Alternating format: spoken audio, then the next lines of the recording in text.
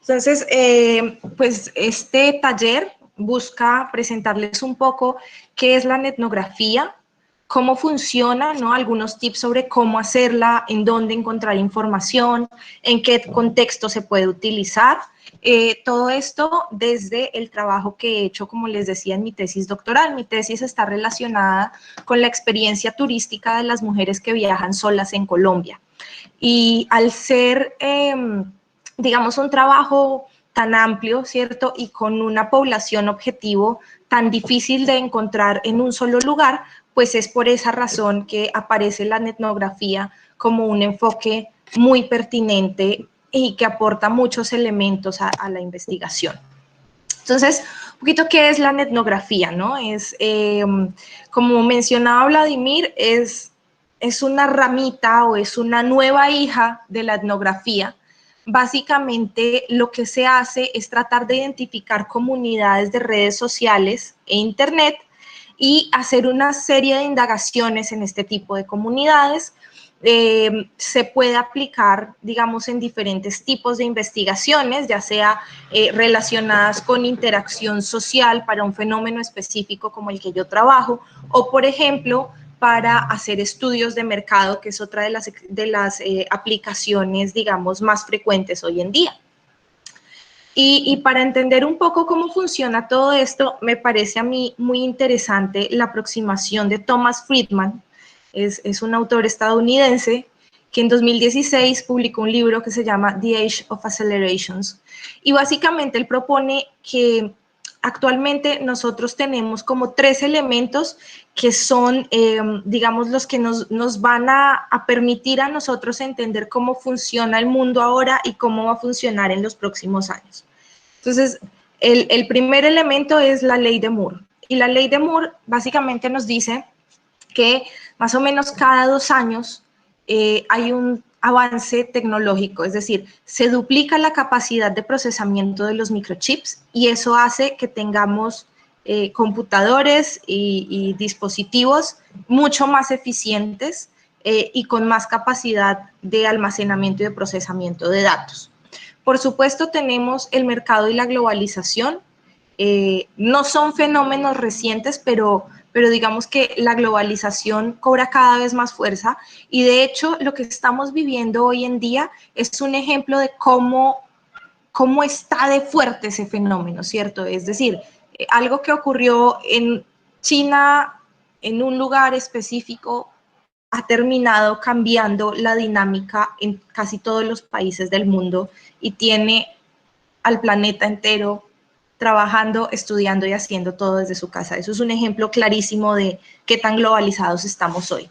Y por supuesto, madre naturaleza, que aquí tengo un errorcito, pues hace referencia también a los cambios en términos de cambio climático y biodiversidad y los retos que esto implica.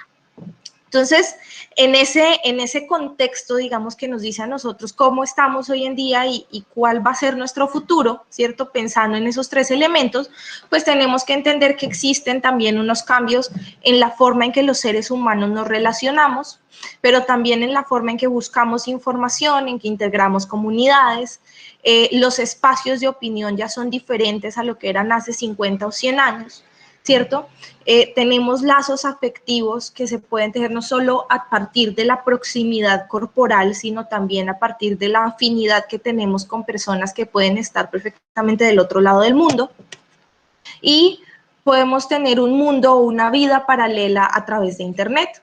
Cuando nosotros pensamos en ese mundo, digamos, ya sabemos nosotros que la información la podemos encontrar, ¿cierto? Sabemos que si vamos a Google encontramos cualquier dato que queramos conocer, si nosotros accedemos a bases de datos, accedemos a todo el conocimiento, digamos, publicado desde el mundo científico. Existen, por ejemplo, herramientas como Sci-Hub que permiten que la gente acceda de forma libre a ese conocimiento científico, pero en la parte de relacionamiento nosotros estamos, digamos, muy en contacto tal vez con estas tres primeras que están acá, ¿no? Con Facebook, con Twitter y con Instagram. Facebook básicamente nace como una idea de unos jóvenes universitarios que quieren que la gente pues pueda digamos, contactar a sus amigos de forma más fácil y crear comunidades. Twitter se ha convertido más bien en un espacio de opinión, ¿cierto? Entonces, mientras hace unos años la gente iba, por ejemplo, a un café, a hablar con sus amigos y a expresar sus opiniones políticas, hoy desde su teléfono y a través de Twitter lo puede hacer. Instagram se ha convertido en una red social basada en fotografías y videos que, digamos, tiene un componente muy fuerte en lo que respecta a las aspiraciones de las personas, pero también a compartir su vida cotidiana. Pero hay otros espacios, digamos, sobre los que a veces no escuchamos tanto, por ejemplo, como TripAdvisor, en el que las personas cuando van a realizar un viaje, cuando van a practicar turismo de algún tipo, pues acceden a esta plataforma y pueden encontrar allí comentarios de todo tipo sobre cualquier tipo de actividad. Y más que esta información y este tipo de relacionamiento, existen inclusive comunidades, podría decirse de esa manera, como esta, como Second Life, que es una plataforma virtual en 3D en la que las personas crean una segunda vida.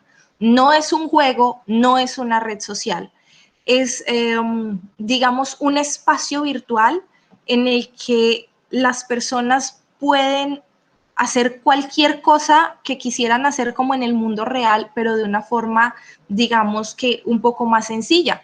De hecho, en Second Life se puede ganar dinero. Hay personas, por ejemplo, que se dedican al diseño. Entonces, en Second Life hacen diseño de muebles, hacen diseño de interiores, hacen un montón de cosas y venden esos productos dentro de esa misma plataforma y esto se termina convirtiendo en dinero real. Entonces, Internet, más que ser como una herramienta para la búsqueda de información, pues va mucho más allá y tiene unas implicaciones sumamente serias en la vida cotidiana de las personas, ¿no? ¿Qué necesitamos nosotros para hacer etnografía? Primero, tenemos que establecer relaciones. Tenemos que integrarnos a una comunidad. ¿Y de qué depende esto? Pues de que identifiquemos, ¿cierto?, cuáles son esas comunidades que están relacionadas con el fenómeno que nosotros queremos analizar. Aquí, pensando en el tema ético, es un dilema muy frecuente para quienes trabajan con etnografía y es si se debe uno presentar o no como investigador. Y realmente no se ha llegado a un consenso al respecto, porque presentarse como investigador podría alterar la dinámica, digamos, de las expresiones que se manejan dentro de esas comunidades virtuales a las que uno quiere acceder. Entonces, digamos que aquí podríamos decir depende. Depende de que si es necesario, ¿cierto? Si usted de alguna manera requiere el consentimiento informado de estas personas, por ejemplo, en el caso de grupos que son privados, pues lo más adecuado es que uno se presente como investigador y diga cuáles son sus intenciones, pero existen, por ejemplo, grupos públicos o información que está colgada en los blogs o que está, por ejemplo, en páginas como TripAdvisor, que son como comentarios de usuarios, en los que realmente no es necesario y no es útil presentarse de esta manera. Es importante también estudiar el lenguaje, los símbolos, las normas que existen dentro de los grupos. Muchos de los grupos con los que uno trabaja, por ejemplo en Facebook, tienen una serie de normas como unas reglas de comportamiento, de convivencia entre los usuarios. Entonces, es importante que el investigador desde el principio empiece a asimilar esos términos, esos conceptos, para que pueda, digamos, ser mucho más activo y entender también lo que está pasando allí. Es importante evitar la deshonestidad y el engaño. Aquí, digamos, en esta pregunta les decía, bueno, depende si es pertinente o no, pero por supuesto que siempre que nos pregunten o que sea el espacio necesario para ello, pues hay que evitar este tema y también hay que evitarlo, digamos, cuando uno hace la búsqueda de información, ¿cierto?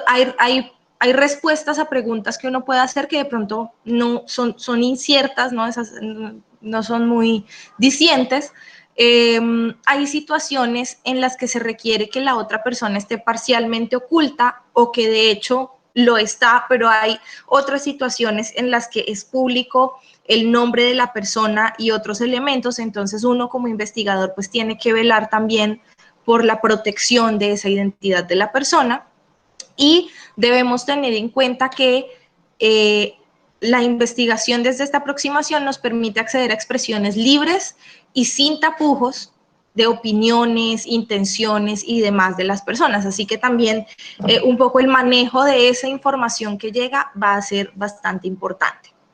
Por supuesto, para poder analizar la información a la que uno va a acceder a través de estas diferentes redes, de estas diferentes comunidades virtuales, pues requiere que uno identifique los diferentes tipos de miembros que hay en la comunidad, esto para diferentes cosas. Primero, para identificar, digamos, si puede tener algún tipo de saturación en respuestas, ¿no? Porque si hay una persona que es muy activa con un tema y todos los días publica sobre ese mismo tema, pues de repente en nuestro conteo de número de respuestas puede ser que nos dé un valor alto, pero realmente es una misma persona, entonces eso hay que tenerlo en cuenta. Pero también sobre la capacidad de influencia que tienen ciertos integrantes de los grupos y la posibilidad que nos pueden dar ellos de acceder también a esta comunidad virtual. Entonces tenemos que tener en cuenta el peso y el liderazgo de opinión que tenga la persona y el nivel de integración. Y aquí tenemos diferentes niveles de integración. Un nivel máximo sería una persona que es líder en opinión, es decir, digamos, lo que dice esta persona es seguido por otros, muchos. Un nivel alto de integración sería para visitantes habituales de esa comunidad virtual, un nivel bajo para visitantes esporádicos y un nivel nulo para visitantes puntuales, es decir, alguien que solo hizo un comentario alguna vez y ya. ¿Qué ventajas ofrece este enfoque metodológico? Y bueno, de hecho aquí hago un paréntesis, hay quienes dicen que es una herramienta, otros dicen que es una aproximación metodológica, no hay consenso tampoco al respecto porque es algo bastante nuevo en el análisis de información en ciencias sociales, sin embargo me parece que enfoque metodológico hace justicia, digamos, con lo que se intenta hacer desde la etnografía. Entonces, sus principales ventajas, pues cuando nosotros hablamos de diferentes temas con la gente, digamos que a veces no logramos acceder como al público que sabe del tema que nosotros queremos hablar. Entonces, el acceder a estos tipos de grupos o de redes sociales nos permite a nosotros identificar sus prácticas y sus opiniones sobre temas supremamente diversos como salud, educación, viajes, juegos, carros, etcétera. Lo que se nos ocurre, va a haber una comunidad en línea que está hablando de ese tema. Esto, por ejemplo, en mi caso, si trabajo con mujeres que viajan solas, pues es muy importante porque imagínense, de hecho me pasó alguna vez, yo hice un trabajo de campo exploratorio para mi tesis y en esa época no tenía muy claro si iba a usar etnografía o si iba a hacer más bien unas entrevistas en profundidad o cómo iba a ser la cosa. Pues me he ido yo para San Gil a hacer ese trabajo de campo exploratorio buscando pues mujeres que viajen solas y me he encontrado que es muy difícil encontrarlas. En primer lugar, porque nadie va a ir por ahí por la vida diciendo, soy mujer y estoy viajando sola, hola, ¿cómo están? ¿Cierto? Pero además, porque obviamente no todas van a ir al sitio en un mismo momento. Y eso es un poco a lo que estamos acostumbrados los investigadores en ciencias sociales. Y es que vamos a un lugar, ahí está la comunidad que va a participar en el estudio, uno aplica el instrumento y se acabó. Pero hay situaciones en las que no es tan fácil, entonces este enfoque metodológico ofrece una ventaja en ese sentido y, por supuesto, nos permite conocer qué piensan los usuarios sobre temas diversos sin filtros, digamos, de una forma muy rápida y proporcionándonos datos de mucha utilidad.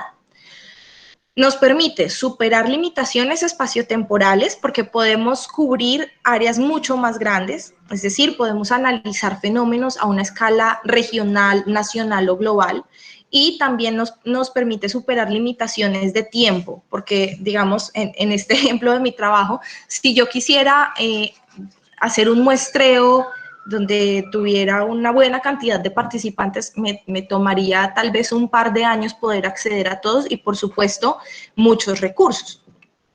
Control de sesgos. Resulta que cuando nosotros hacemos entrevistas y encuestas, tenemos varios sesgos que pueden afectar los resultados del estudio.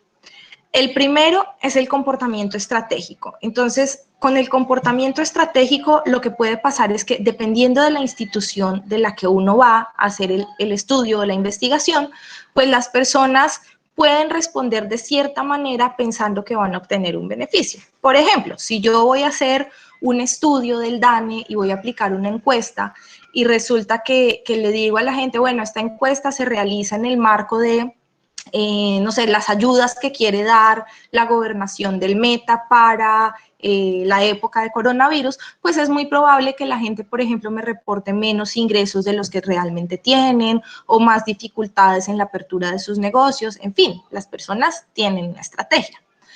Está el tema de la percepción.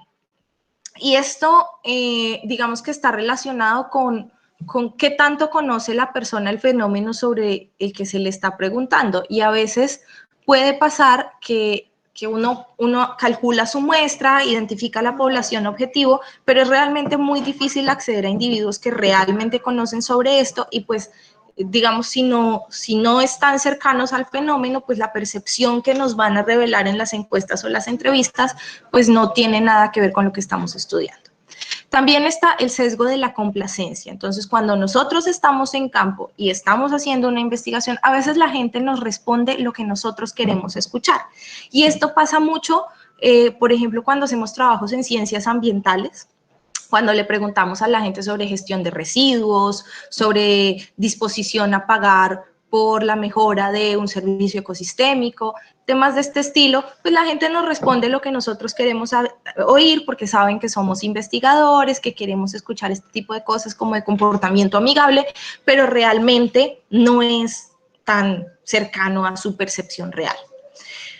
Está también el efecto ingreso, y el efecto ingreso pues tiene que ver con que en la medida en que las personas tienen menores ingresos económicos, es muy probable que sus prioridades estén centradas básicamente en la supervivencia, y otro tipo de fenómenos de tipo ambiental, social y demás pues no sean de su interés. Y finalmente pues se trata de un método menos invasivo.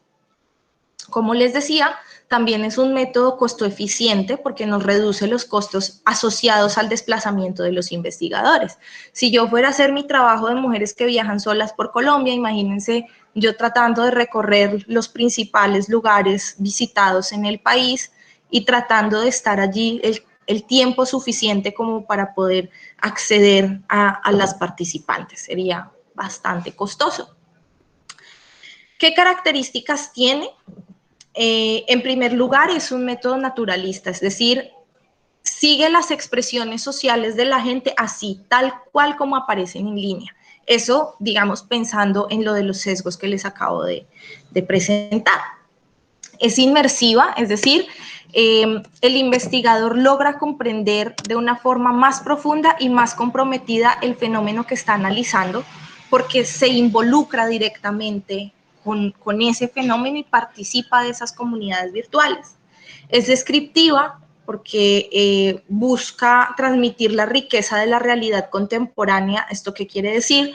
Básicamente, de nuevo, estamos acostumbrados a la entrevista y la encuesta y ya está, pero resulta que hay otro tipo de expresiones de la gente como gráficos, sonidos, videos, fotografías, y todo este tipo de información la podemos capturar cuando hacemos etnografía. Es multimétodo, esto es muy importante.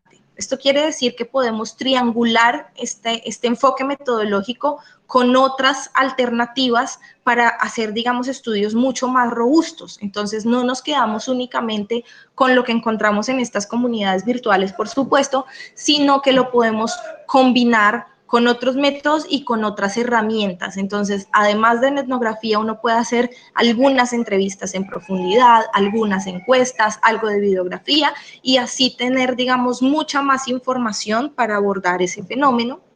Y es una metodología adaptable. que aborda diferentes tipos de redes, blogs, podcasts, wikis, websites, en fin, lo que sea que aparezca y donde sea pertinente investigar. Podríamos identificar tres tipos, digamos los principales tipos de etnografía. Hay una etnografía observacional, una participante y una autonetnografía.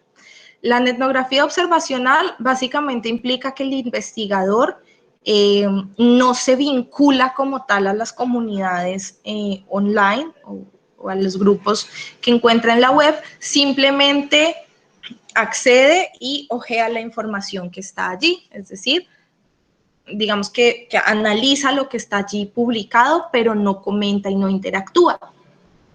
Participante implica ya que se va a vincular a estos grupos y va a tener, digamos, además de un papel de observador, pues, digamos, una interacción un poco más activa. Y la autonetnografía, digamos que va un poco más allá que la participante, ¿cierto? Entonces aquí el investigador hace parte de los grupos e interactúa con las percepciones y opiniones de otros y tiene un rol también dentro de ese grupo, hace parte de él, participa en sus actividades, en fin.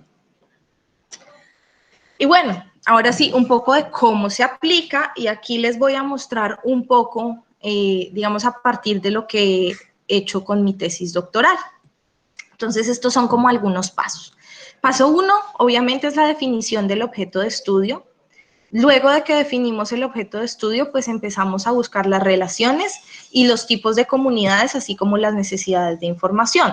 Entonces, en este caso, mi objeto de estudio es el turismo femenino solitario. Y entonces, cuando inicio mi búsqueda de comunidades web, empiezo a buscar grupos de mujeres que viajan, y preferiblemente grupos de mujeres que viajan solas. Luego definimos los parámetros, es decir, los conceptos y categorías que van a ser relevantes dentro de la investigación. En mi caso, algunas de las categorías más relevantes son, por ejemplo, las motivaciones, las dificultades identificadas en su práctica turística y las estrategias que se utilizan para superar esas dificultades. Se debe definir el universo poblacional, tanto si queremos hacer como un poco de esa combinación con entrevistas, encuestas y demás, pero también nuestro universo en términos de comunidades virtuales, y esto pues a partir de la actividad y relevancia que tenga cada una de ellas. Entonces, aquí yo sugiero que se utilicen muestreos de tipo no paramétrico, no probabilísticos, es decir, aquí se trabaja, por ejemplo, con muestreos tipo bola de nieve, que nos permiten a nosotros, a partir de la recomendación, de la sugerencia, acceder a nuestra siguiente comunidad o a nuestra siguiente persona participante. En redes sociales esto funciona muy bien, es muy fácil, en la medida que uno hace las búsquedas de los grupos, se les sugieren nuevos, la misma red social le va a sugerir nuevos, así que digamos que ayuda al investigador por bola de nieve a encontrar nuevas comunidades de interés. Se puede hacer un panel de comunidades virtuales en donde se valoren pues sus componentes según los atributos que sean para nosotros importantes. Y aquí empezamos ya a filtrar, ¿cierto? De pronto los que no tengan muchos miembros o los que no tengan mucha actividad, pues los empezamos a descartar. Ejemplo, si yo busco, hay un grupo que se llama Chicas Mochileras del Llano, por decir cualquier cosa, pero resulta que desde 2015 el grupo no tiene actividad y resulta que tenía solo 10 personas que lo seguían, pues me aparece al principio en mi definición de universo, pero luego lo descarto porque no tiene actividad y no tiene mucha relevancia. Por supuesto, después de esto viene la construcción del informe y luego un proceso de iteración. Esto principalmente para estudios en los que queremos saber, digamos, cuál es la evolución del fenómeno a través del tiempo, y para los estudios de mercado es necesario actualizar permanentemente los datos. ¿Cómo hacemos la recolección de información? Entonces, el primer paso, como les decía, identificar las comunidades virtuales. ¿Y cómo hago yo para identificar comunidades virtuales? Pues toca empezar a hacer una búsqueda y tratar de encontrar foros, grupos de noticias que tengan relación con el tema y eliminar los que no tienen un número relevante de usuarios, como les decía hace un momento. Luego hay que definir también cuál es la duración de esa fase de recogida de datos, pues porque esto no puede durar por siempre, ¿cierto? Yo no puedo durar 10 años ahí tratando de ver qué pasó. Entonces, tienen que saber, bueno, más o menos tantos meses o cuando llegue a tal cantidad de información, paro el muestreo. Para eso, pues hay que saber cuál es la cantidad de información requerida, identificar, por supuesto, tendencias, preguntas en el grupo, y esto va a ser muy importante, y es una revisión diaria y un almacenamiento de los textos. Estos van a ser como, dentro de esa recogida de datos, las actividades principales que tiene que hacer el investigador. Aquí, digamos, uno actualmente a veces como que sataniza las redes sociales, ¿no? Y está pensando, si usted está todo el tiempo en Facebook, entonces usted está perdiendo el tiempo. Pues resulta que no, ese scroll que usted va a hacer en esta parte de investigación es muy importante, porque así es como se entera de las preguntas y respuestas de su comunidad virtual, de cómo están interactuando, qué está pasando, en fin. Finalmente, pues este trabajo puede hacerse de forma manual o de forma automatizada. Existen herramientas, por ejemplo, existe esta que se llama Mentionlytics, que permiten que esa búsqueda de contenidos sea automática. Por ejemplo, una de mis preguntas importantes dentro del trabajo es, ¿qué te motiva a viajar sola?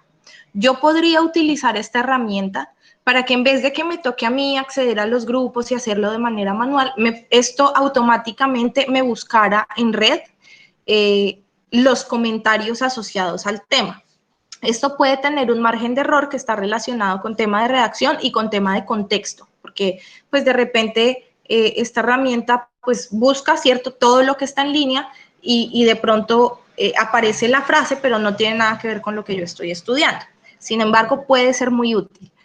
Sobre esta herramienta les puedo decir, la descubrí hace realmente poco. Yo mi trabajo lo he hecho de manera manual, he sido integrante de los grupos, y eso tiene muchas ventajas porque permite también lograr cierta cercanía con los participantes y otro tipo de interacciones que se salen también del mundo virtual. Entonces, en esta identificación de grupos y comunidades virtuales, aquí les muestro algunos ejemplos. Estos son solamente de Facebook, pero también hay unos en Instagram, hay unos blogs, en fin, pero es como para que vean de qué se trata esa identificación. Por supuesto, uno los busca teniendo en cuenta el área principal del trabajo. Entonces, el primero que se me ocurrió fue Viajo Sola, y efectivamente había un grupo en Facebook que se llama Viajo Sola, de 6.335 personas que interactúan con él. Hay uno que se llama Mochileros y Viajeros, y aunque es general, pues hay muchas mujeres que viajan solas que hacen parte de este grupo. Hay otro que se llama Soy Viajera, y uno de los más importantes en mi trabajo es este que tenemos aquí, el Club de las Mujeres que Viajan Solas por el Mundo. Lo descubrí a través de una noticia de periódico que me compartió uno de mis compañeros de doctorado, y hablaba de un club creado por una mujer colombiana que se llamaba de esta manera, y era muy interesante. En primer lugar, por la cantidad de personas que son miembros, o que somos miembros más bien, pero también por la dinámica del grupo. En el caso de este grupo en particular, les cuento, he podido exceder, digamos, esa barrera de lo virtual, y he participado ya como en 3 encuentros de viajeras en Colombia. Por ejemplo, hicimos uno en Villa de Leyva, hicimos uno en Bogotá, hicimos uno en Carmen de Apicalá, y se convierten en espacios de interacción que van mucho más allá, y donde, por supuesto, como investigadora, también he tenido la posibilidad de hacer y de triangular esto de la etnografía con algo que se llama observación participante. Entonces, es un poco de cómo identifica uno esos grupos. Luego viene, por supuesto, la fase de interpretación humana. Entonces, uno aquí hace una lectura y clasificación de la información según categorías, procesa y almacena los datos, evalúa, interpreta, y todo eso muy chévere, pero ¿cómo hacemos para analizar esa información? Entonces, lo primero que uno tiene que hacer, esto aquí les estoy mostrando un pantallazo de mi Facebook, en esa búsqueda que uno hace diariamente, resulta que Facebook, por ejemplo, le da la posibilidad de guardar publicaciones. Uno le da como en los 3 puntitos que están allí y esto le dice, ¿quieres guardar esta publicación? Y uno la puede guardar en una carpetica. Entonces, si ven aquí en mis colecciones de elementos guardados, yo guardo noticias, interacciones, preguntas, etcétera, en mi carpeta de tesis y están relacionadas con el tema de trabajo para luego procesarlas y, digamos que, analizarlas. Entonces, por ejemplo, esto está relacionado con espacios de miedo, que son una categoría importante en el trabajo, ¿cierto? Lugares a los que no regresarías y el por qué. Experiencias en Colombia, ¿cierto? Porque pues mujeres viajando solas en Colombia y esto relacionado con un poco con motivaciones, pero también con los riesgos que se identifican en la práctica de este tipo de turismo. Entonces voy guardando durante un buen tiempo, yo llevo en este grupo, en estos grupos por lo menos año y medio, casi 2 años, y digamos que permanentemente, pues todos los días cuando reviso mi Facebook, estoy tratando de guardar la información que considero pertinente.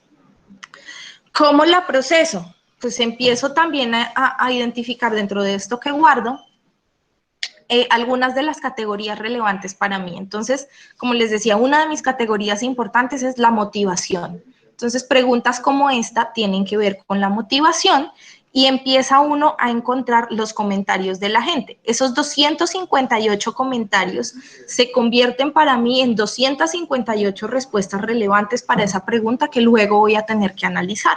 ¿Y cómo lo hago? De esta manera. Yo tengo que coger toda esta información, cada uno de los comentarios que tengo acá, y tengo que procesarlo, y la forma en que lo tengo que procesar es en una matriz de Excel, en donde yo hago, digamos, una lista de observación número tal cosa, ¿cierto? 1, 2, 3, bla, bla, bla.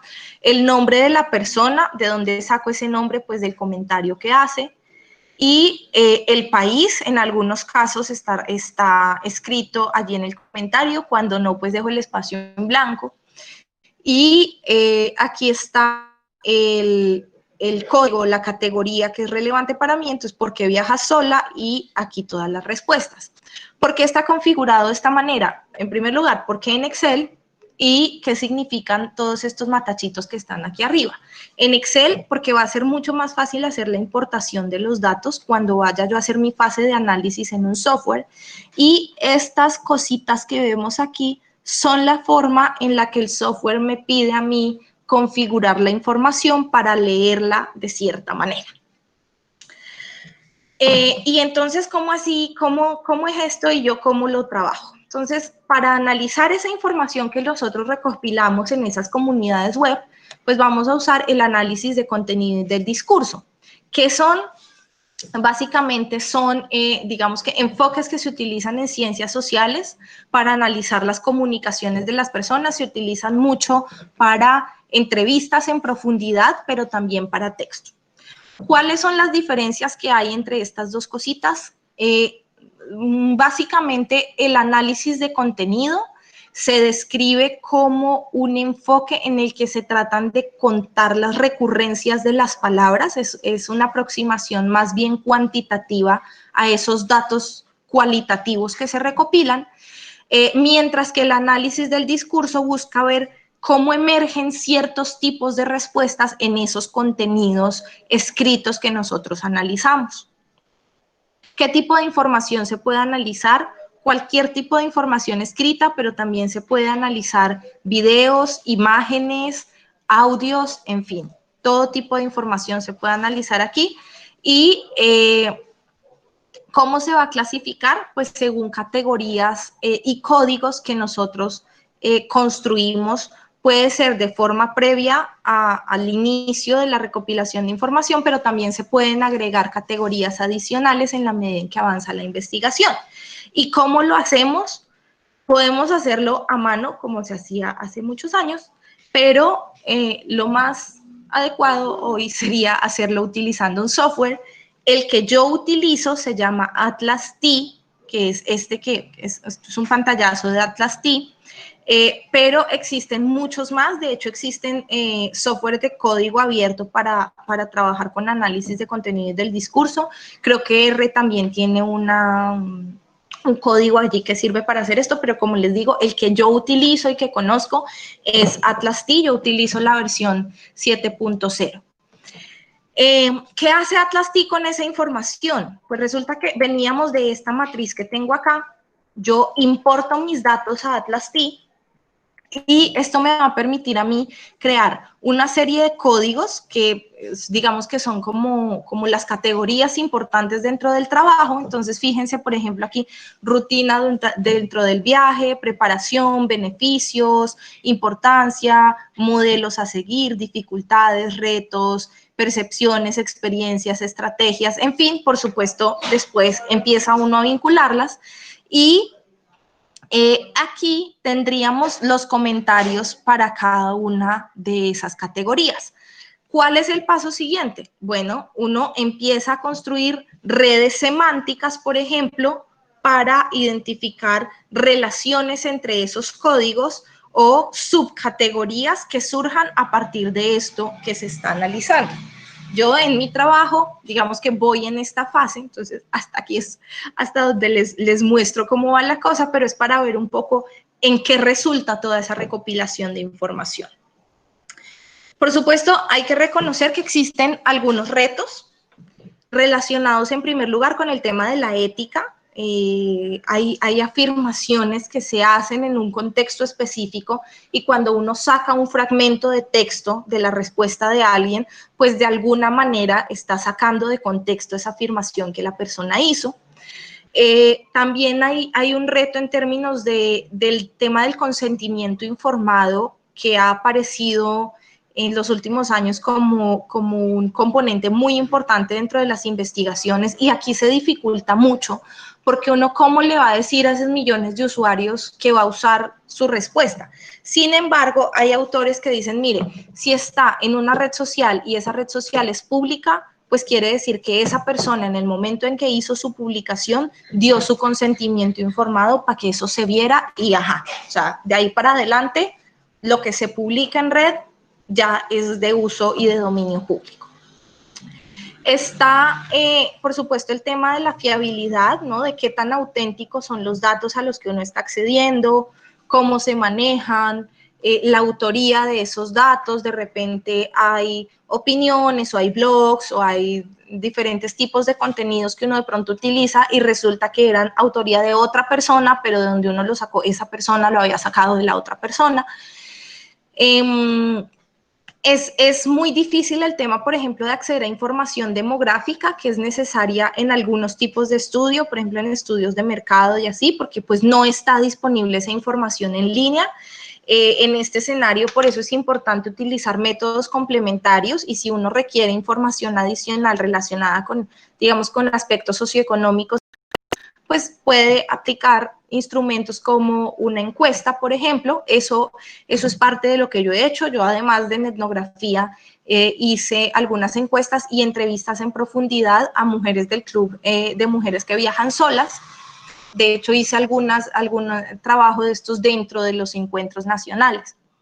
Y la aproximación positivista, principalmente cuando se usa el enfoque de análisis de contenido más que del discurso, pues hace que se hagan ciertas interpretaciones numéricas, orden, medidas, que de repente pueden, digamos, no describir el fenómeno de una manera suficiente. Y para terminar, les quería mostrar un poquito cómo utilizar también esa información cuando hacemos, digamos, cuando escribimos nuestros trabajos, nuestros informes, ¿cierto? Cuando vamos a publicar, porque es algo que preocupa mucho también, ¿no? Y es yo, ¿cómo voy a citar esta información? Entonces, de esta manera se pueden citar consultas que hayamos hecho en YouTube, videos de YouTube. Aquí, de hecho, pueden buscar en Facebook y en Instagram esta cosita, tesis e investigación académica, y pues allí estaban estos tips. Podemos citar también tweets, Instagram, ¿cierto? Entonces se pone el título y pues el link completo. Así podríamos citar algo de Facebook o una página web. Y ya con esto termino mi presentación. Muchas gracias. Bueno, muchas gracias, Joana. Muy bien, muy interesante todo. Entonces, yo estaba pidiendo a la gente que está participando que si tienen algunas preguntas, que por favor las escriban en el chat. En este momento tengo pues dos preguntas, yo me voy a permitir leerlas, ¿ok? Ok. Entonces tengo la pregunta de Olga Judith García Molano. Nos dice, ¿cómo se manejan los consentimientos informados para el uso de la información? Ajá. Bueno, hay varias alternativas y depende, digamos, de la forma y de la dinámica que tenemos con el grupo.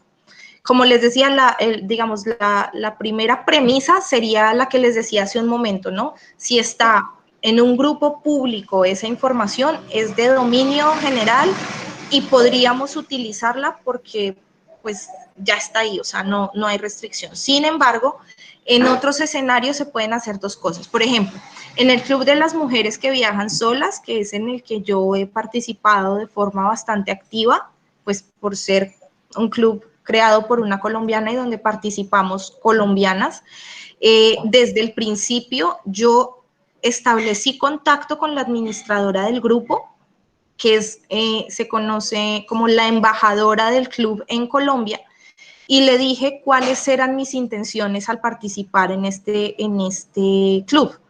El club, además de tener la página de Facebook, tiene un WhatsApp en el que participan todas las integrantes a nivel nacional. Entonces, ella siempre hace como una presentación de cada nuevo miembro y me presentó allí como alguien que estaba haciendo una investigación y de esa manera, digamos que las participantes se enteran y saben que a veces cuando hago algunas preguntas, pues esto tiene, digamos, este interés particular. Otro elemento importante es cuando uno utiliza herramientas complementarias, por ejemplo, las entrevistas en profundidad. Yo hice mis entrevistas en profundidad a través de formularios web, pues algunas las pude hacer presencialmente, pero era muy difícil lograr como todas las participantes que necesitaba, así que en la primera parte de ese formulario web pone uno allí el consentimiento informado, entonces dice que se trata de una investigación de tal y tal cosa y que si decide participar, pues está consintiendo que se use su información. Yo pensaría que esas serían las estrategias. Bueno, muy bien. Vamos con otra pregunta. Esta pregunta es de Lorena Rivera Chávez. Dice, ¿cuáles son las particularidades de la etnografía en la construcción de cuaderno o notas de campo? ¿Y cómo se hace el procesamiento y análisis de la información? Bueno, eso creo que ya de Eso alguna creo manera. que quedó un poco,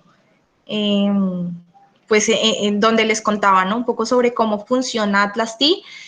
Yo creo que tu información, tus notas y tus cuadernos de campo se van a convertir en cuadernos digitales. Existen muchas herramientas, OneNote.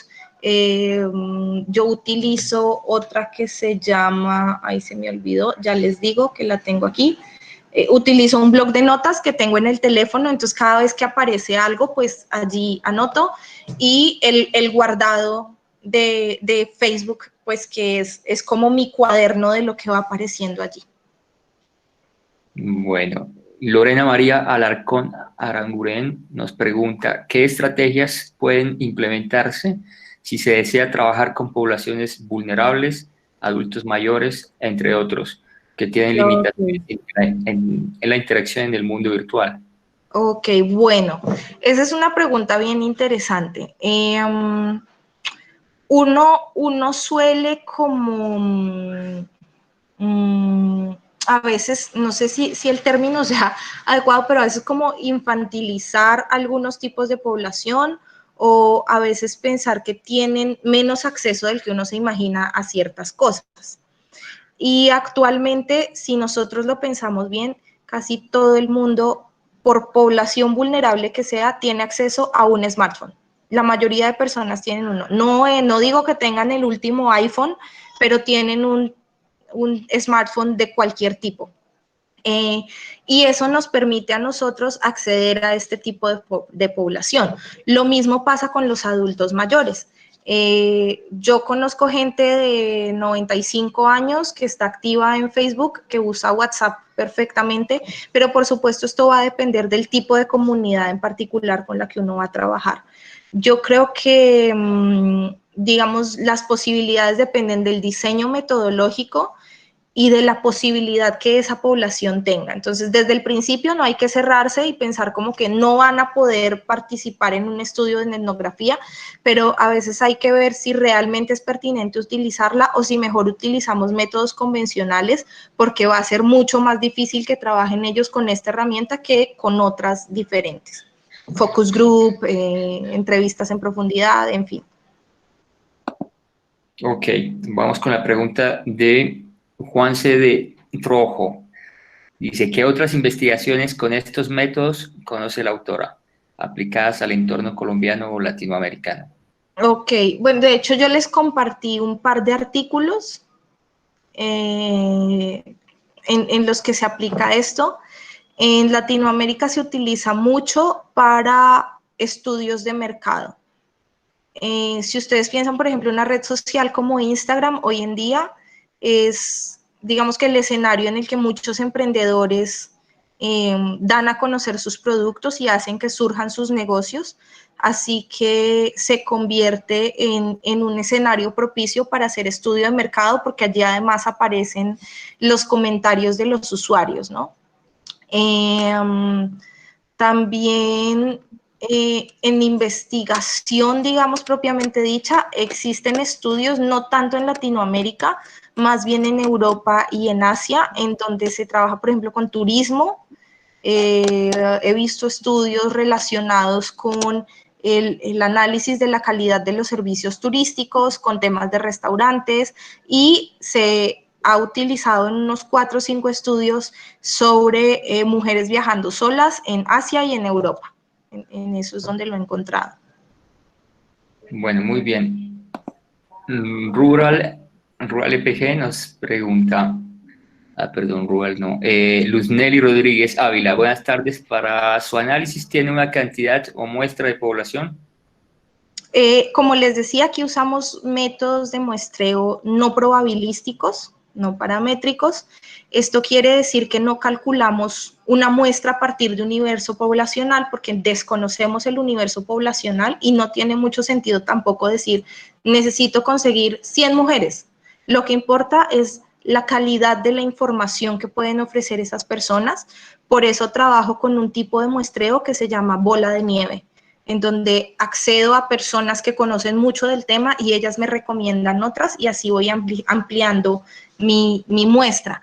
Este tipo de muestreo se combina con otro en el que, digamos que cuando llegamos a un punto de saturación en la información, ya sabemos que no es necesario indagar mucho más. Es decir, cuando llego ya a cubrir ciertas gamas de respuestas, y veo que las nuevas respuestas no aportan información adicional.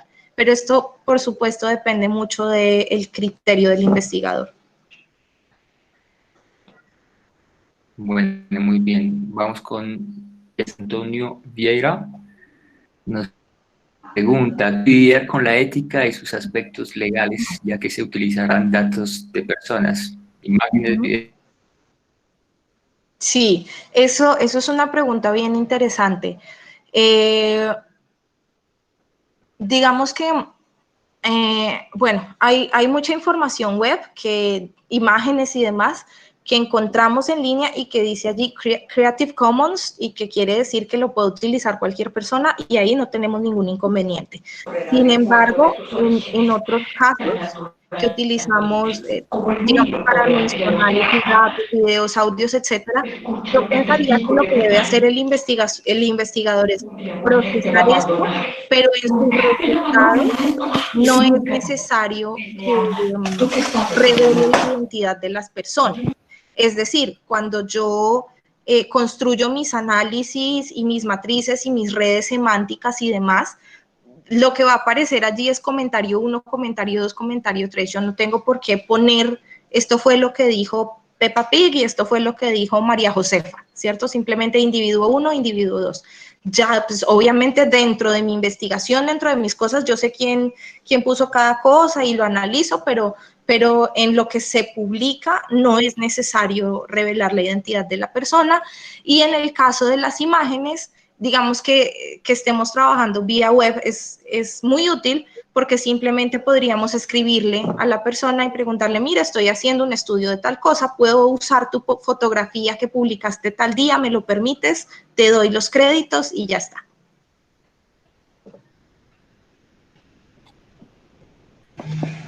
Bueno, muy bien. Hay otra pregunta del doctor Elías Antonio Vieira. Dice, ¿existe un código de ética o regulación en Colombia para ser utilizado Por el investigador en comunidades virtuales? Yo no conozco ninguno hasta el momento. De hecho, por lo que sé, al menos las instituciones de educación superior apenas están desarrollando sus protocolos, digamos, en este sentido. La universidad para la que yo trabajo, por ejemplo, creó hace más o menos un año un comité de ética que está tratando de construir los lineamientos para la investigación, y básicamente de lo que se habla es del consentimiento informado y digamos, del trabajo con las comunidades vulnerables, pero para este tipo de análisis no conozco nada al respecto. Bueno, Nidian Giovanna Alvarado hace un comentario y dice, también en estudios de mapeo lo he visto mucho. Y Julián Alberto Castro Vega dice, entendiendo que es un estudio con personas y comunidades de diferentes países con diferentes culturas, percepciones y situaciones, por ejemplo, conflictos armados que condicionan desplazamientos. ¿Cómo meter todo ello en una misma bolsa? Complicado. Eso depende del diseño metodológico y depende de la delimitación que se haga de la investigación. En mi caso, por ejemplo, pues no trabajo con tantas cosas, ¿no? Estoy trabajando con mujeres de nacionalidad colombiana o que hayan realizado turismo en Colombia sin hacer, digamos, subdivisiones ya por conflicto, no sé qué. Yo pienso que es imposible meterlo todo en una sola bolsa y que más bien podrías hablar de diferentes dimensiones del estudio o de diferentes categorías de análisis dentro del trabajo, abordando cada tema por separado, porque si no, eso se vuelve imposible de analizar, creo yo. Bueno, muy bien. Julieta Martínez Cuero nos pregunta, además de Facebook, Instagram y blogs, ¿a qué otras fuentes de información se puede recurrir? Bueno, puedes tener Twitter. Algunos de los grupos que interactúan en Facebook tienen además interacciones a través de WhatsApp y son diferentes a lo que encuentras en Facebook. Puedes usar YouTube, por ejemplo. Allí hay mucha gente haciendo sus propios blogs, que tiene sus canales hablando de diferentes temas que pueden ser interesantes. Puedes utilizar, bueno, no sé, Second Life se me ocurrió mientras preparaba esta presentación, no sé si puede ser pertinente, pues obvio dependiendo del estudio que se esté haciendo. Puedes utilizar para estudios de mercado comunidades que recomiendan cosas, por ejemplo, como les decía, TripAdvisor, Lonely Planet, hay cosas de comida que ahora mismo no recuerdo bien, pero pues depende de la naturaleza del estudio, empieza uno a buscar qué tipos de comunidades pueden estar bien.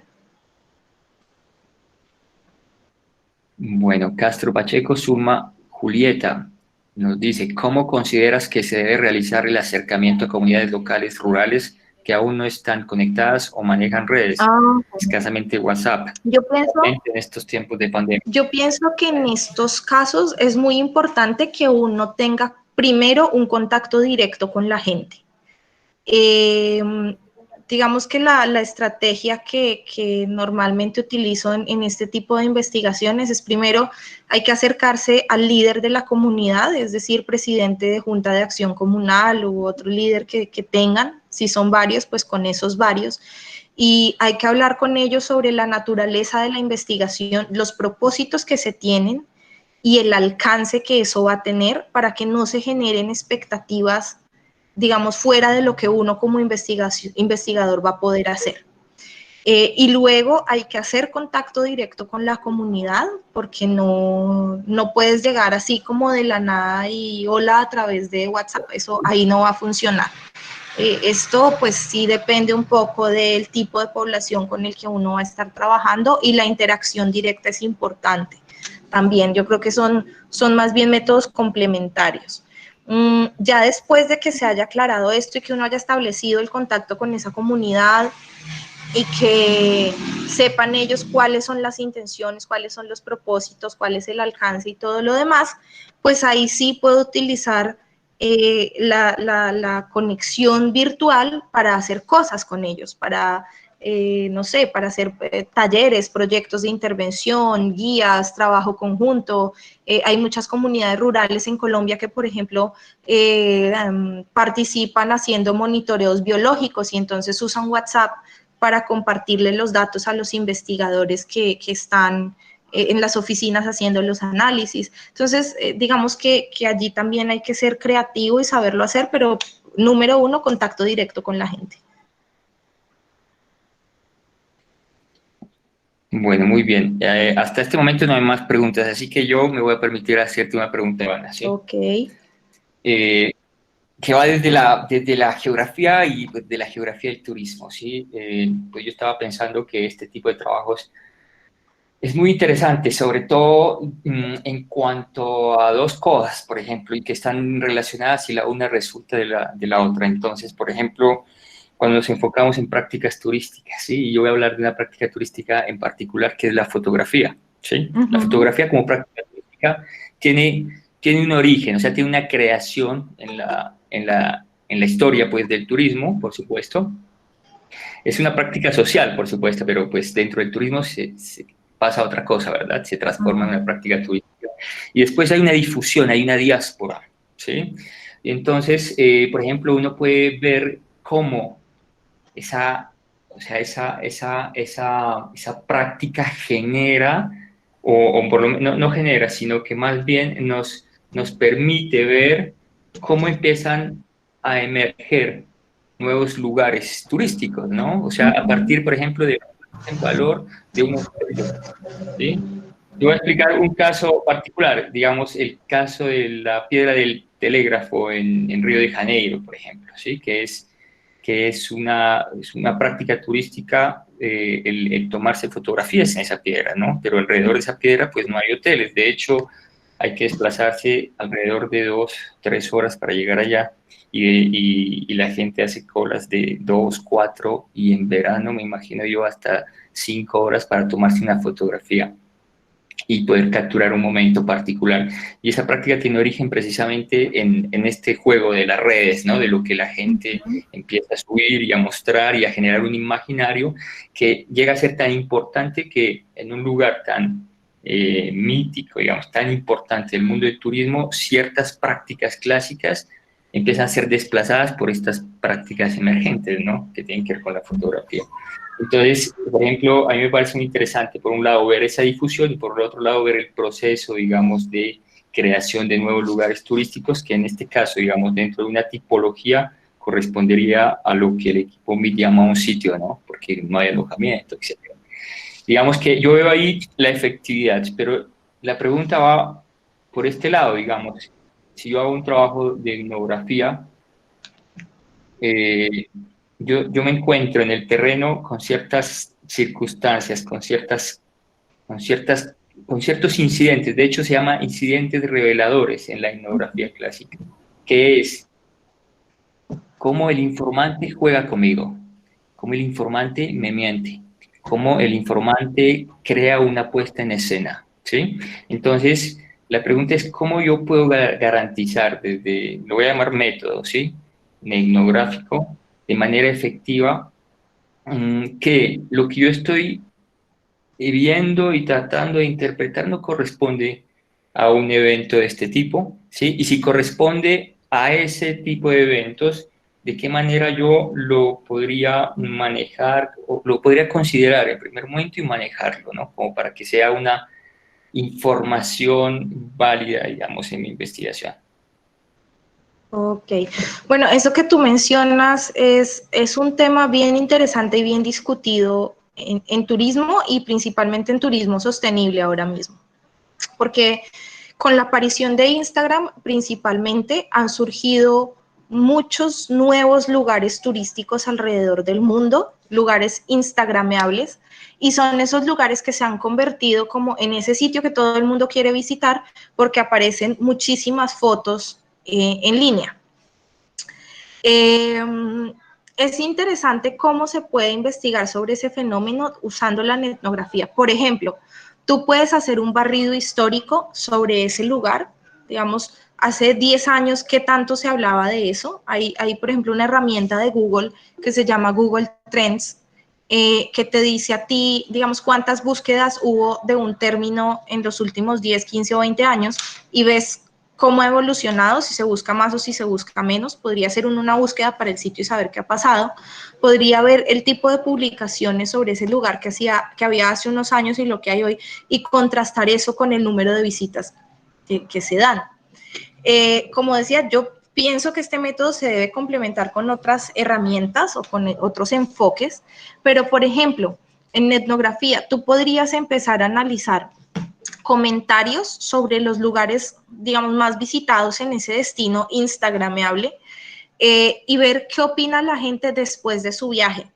Pasa mucho que después de que la gente va, empieza a hacer comentarios, oiga, pero esto no era tan bonito, no se parece a lo de las fotos, los servicios estaban muy costosos, este hotel que aparece también en las fotos, pues realmente cobra mucho y lo que ofrece no es gran cosa. Entonces allí tú puedes encontrar el comentario de la gente sin tapujos, porque a veces lo que puede pasar en terreno, in situ, cuando la gente está dentro de su viaje, es que todavía como que no ha procesado todo lo que está pasando y no ha culminado su experiencia turística.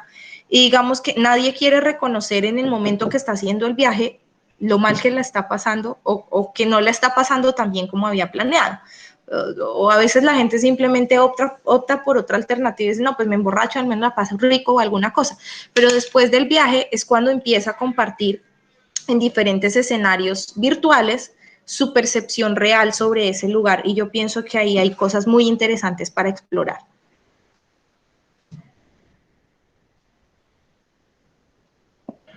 Bueno, muy bien. O sea, perdón, que voy a seguir con otra pregunta, pero es que lo que dices es interesante. De cierta manera, lo que tú estás proponiendo es que el turista mismo es, o sea, el turista está haciendo etnografía, la está haciendo por ti, y Sí. después él va a hacer su descripción posiblemente, ¿sí?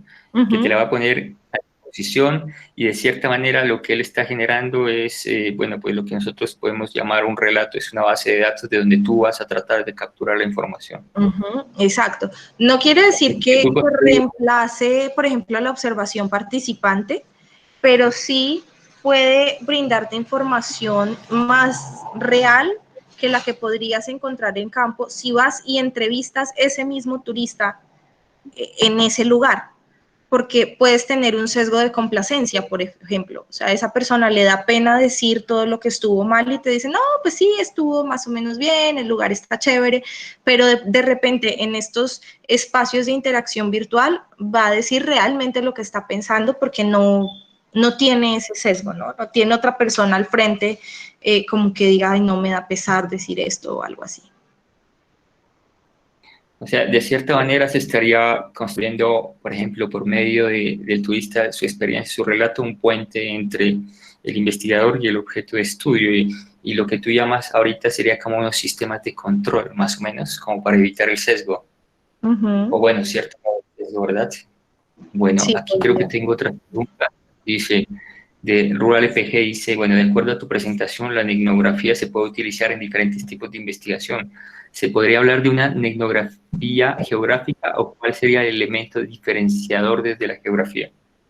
Yo pienso que desde la geografía el elemento diferenciador es más bien el corpus teórico de la investigación.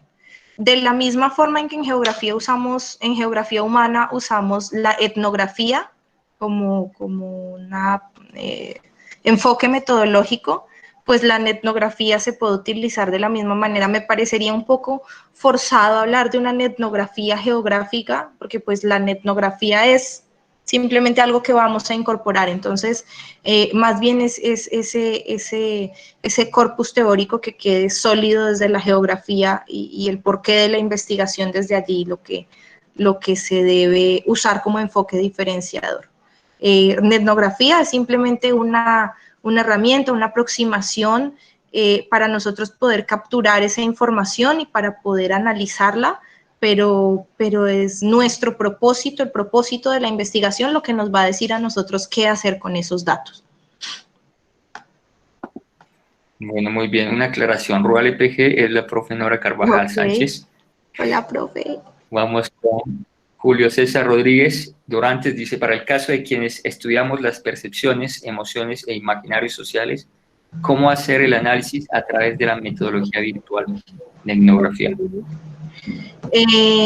Pues misma situación, ¿no? Habría que identificar esas comunidades en las que se comparten esas percepciones, esas emociones e imaginarios dependiendo de el objeto de estudio particular que se tenga. Yo creo que los blogs y los grupos de Facebook aportan mucho en ese sentido. Hay otra forma de buscar por temáticas, a veces no aparece todo en un grupo, sino cuando usamos un hashtag. Entonces, por ejemplo, yo para encontrar algunos temas sobre motivación, utilizaba uno que era hashtag viajo sola, así como lo estoy poniendo aquí en el chat, y eso funciona muy bien también para acceder a las percepciones de la gente.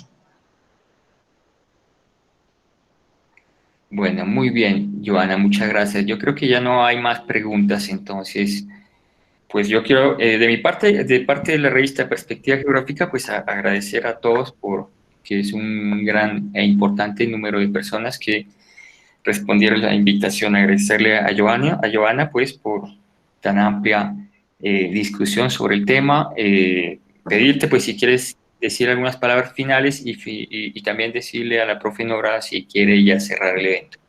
Bueno, nada, solo agradecer a todos los participantes. No pensé que fuera a participar tanta gente, eso me alegra muchísimo. Gracias por escucharme, gracias por las preguntas también, porque eso ayuda como a reflexionar sobre el tema y a tratar de pensar también un poco más sobre esto. Al principio de la presentación estaba mi correo electrónico por si me quieren contactar para alguna cosa y bueno, ya Vladimir dijo todo lo demás, así que muchas gracias. Bueno, Vladimir, muchas gracias por la oportunidad de comunicarme con ustedes. En primer lugar, no sé por qué estoy conectada a través de ese correo. Fue uno de los correos que abrimos para el coloquio de maestrandos, doctorandos y graduados. Pero bueno, lo importante es que estoy en el taller. Una felicitación a Joana, nuestra doctoranda del programa de doctorado en geografía. Me parece muy interesante, pues, porque yo recuerdo las primeras veces que Joana nos habló de la etnografía y hoy la veo cómo ha avanzado, cómo ha profundizado y cómo utiliza la etnografía en su investigación. Pero no solamente eso, sino también agradecerte porque es también una manera de difundir los avances de tu investigación en términos metodológicos y compartir no solamente con los estudiantes del programa, sino con muchas personas que se vincularon a este taller.